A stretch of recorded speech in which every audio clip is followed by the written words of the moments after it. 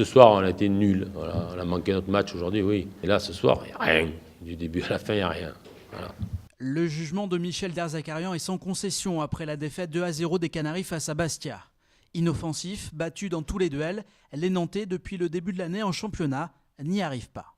Ces dernières semaines, le diagnostic a toujours été le même, manque d'efforts collectifs, manque d'engagement et une unité au sein du groupe qui pourrait être battue en brèche par des comportements de plus en plus individualistes.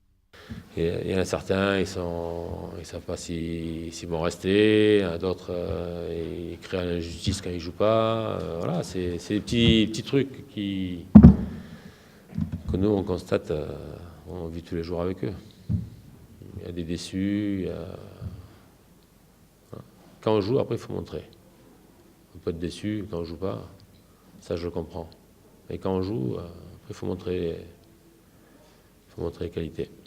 Côté joueur, la prise de conscience d'une possible désagrégation du groupe est réelle. Faut qu'on en parle entre nous, on va se réunir, il faut que justement on reste soudés, il va pas falloir commencer à se taper les uns sur les autres pour créer des polémiques bêtement. Voilà, il y a encore il n'y a pas le feu, mais bon, il y a quand même le signal d'alarme qui est tiré, donc voilà, il faut vite réagir. Et pour cela, aux grands mots, les grands remèdes, la direction du FCN a décidé de limiter l'exposition médiatique des joueurs et du staff. Une communication réduite aux conférences de presse d'avant et d'après-match. Une recette déjà employée ces dernières années lorsque les résultats n'étaient pas au rendez-vous.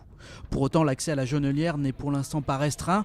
Pas de huis clos prévu cette semaine avant le déplacement à Lyon dimanche. Un match qui pourrait servir de déclic face à la dernière équipe battue par le FCN. C'était en coupe le 20 janvier dernier.